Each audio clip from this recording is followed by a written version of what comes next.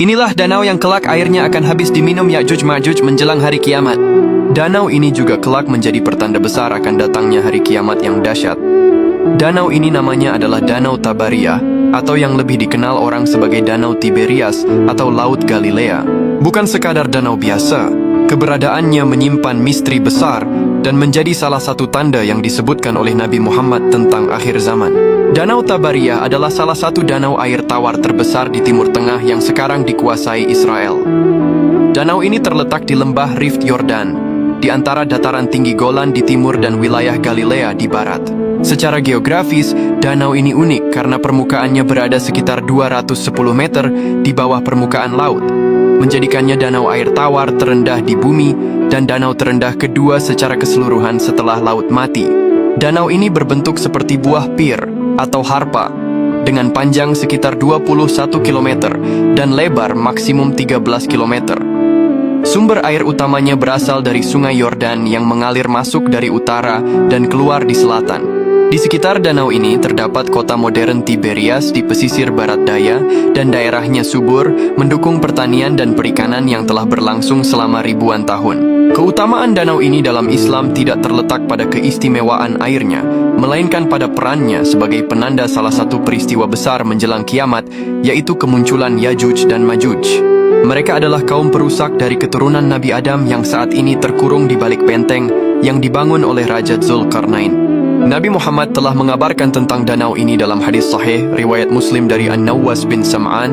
Allah mewahyukan kepada Isa, "Sesungguhnya aku telah mengeluarkan hamba-hambaku yaitu Ya'juj dan Ma'juj yang tidak ada seorang pun mampu memerangi mereka, maka selamatkanlah hamba-hambaku ke Thur." Allah mengutus Ya'juj dan Ma'juj dan mereka turun dari tiap-tiap tempat yang tinggi. Rombongan pertama dari mereka akan melewati Danau Tabariyah, lalu meminum airnya hingga kering.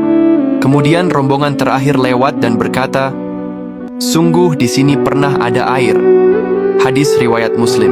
Hadis ini secara eksplisit menyebutkan bahwa danau ini akan menjadi sumber air bagi pasukan Ya'juj dan Ma'juj yang jumlahnya luar biasa banyak, hingga tak tersisa setetes air pun untuk rombongan terakhir.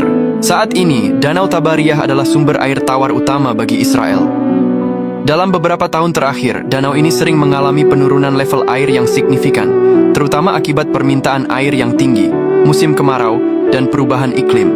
Laporan tentang penyusutan air dan upaya pengisian kembali danau, bahkan dengan air laut yang didesalinasi, sering menjadi perhatian global dan dikaitkan oleh sebagian umat Islam sebagai sinyal awal dari tanda kiamat yang diramalkan.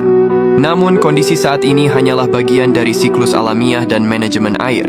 Peristiwa keringnya danau yang disebutkan dalam hadis adalah peristiwa dahsyat yang terjadi pada akhir zaman nanti, tepat setelah turunnya Nabi Isa dan kemunculan Dajjal.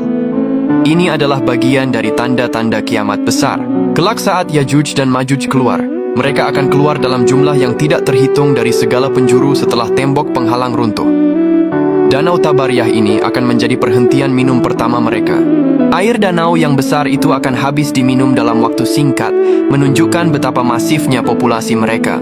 Setelah air danau habis, mereka akan terus membuat kerusakan di bumi sampai akhirnya Allah membinasakan mereka semua dengan mengirimkan ulat di leher mereka. Danau Tabariyah dengan segala keindahan geografisnya hari ini menyimpan narasi profetik yang mengingatkan kita bahwa setiap hal di dunia ini adalah fana dan bergerak menuju ketetapan ilahi di hari akhir nanti. Ya Allah, semoga kita semua dijauhkan dari fitnah dan kerusakan di akhir zaman ini. Amin.